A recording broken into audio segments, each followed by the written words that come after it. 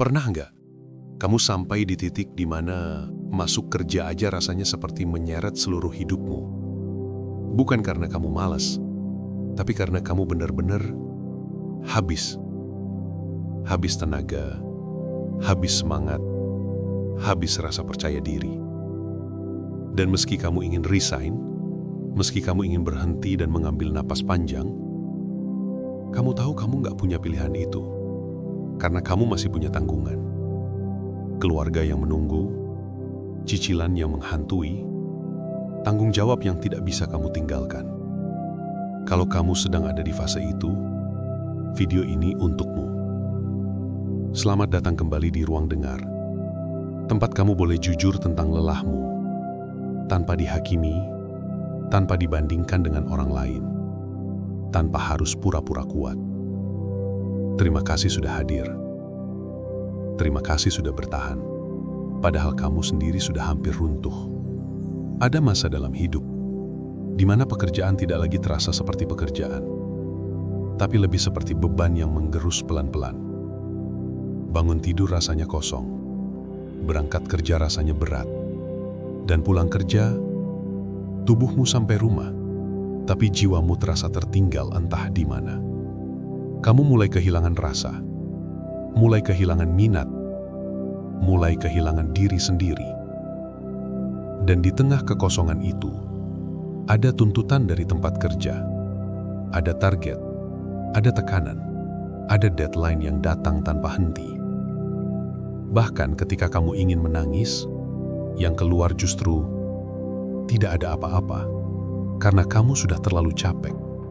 Di titik ini, banyak orang bilang, kalau nggak kuat, resign aja. Tapi mereka tidak tahu kenyataan yang kamu jalani. Mereka tidak tahu bahwa di balik lelahmu, ada orang tua yang perlu kamu bantu. Ada adik yang sedang sekolah. Ada keluarga yang butuh kamu. Ada cicilan yang tidak akan berhenti hanya karena kamu letih. Kamu bukan tidak mau resign. Kamu hanya tidak bisa. Belum bisa. Dan itu sangat menyakitkan. Rasanya seperti terjebak. Rasanya seperti dikejar tanpa bisa berhenti. Rasanya seperti memaksakan diri untuk hidup, padahal kamu sebenarnya sedang tenggelam. Setiap hari kamu pakai topeng. Topeng, aku baik-baik saja. Topeng, aku kuat. Topeng, aku profesional. Padahal, hanya Tuhan dan kamu yang tahu. Bagaimana rasanya menahan air mata sambil duduk di meja kerja? Bahkan ketika istirahat, pikiranmu tetap berlari. Bahkan di hari libur, hatimu tidak benar-benar bebas. Kamu ingin berteriak, "Aku capek, tolong biarkan aku berhenti." Tapi kamu tahu, kalau kamu berhenti, bukan hanya kamu yang akan jatuh, tapi orang-orang yang kamu cintai juga ikut terdampak. Dan fakta itu yang membuatmu tetap bertahan. Bukan karena kamu kuat, tapi karena kamu tidak punya pilihan lain. Tapi dengarkan ini. Meski kamu bertahan karena keadaan, kamu tetap luar biasa. Tidak semua orang bisa menanggung beban seberat itu. Tidak semua orang bisa berdiri ketika hidup menekannya dari semua sisi. Tidak semua orang bisa tersenyum, padahal hatinya ingin menyerah. Dan kamu sudah melakukan itu semua. Tapi ingat, bertahan bukan berarti kamu harus habis-habisan sampai tidak tersisa. Kamu boleh berhenti sebentar. Kamu boleh istirahat. Kamu boleh mengambil jarak.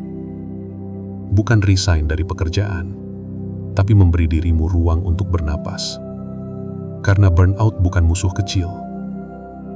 Burnout menggerogoti pelan-pelan, membuat tubuhmu lelah, pikiranmu kusut, emosimu rapuh, dan hidupmu terasa hampa.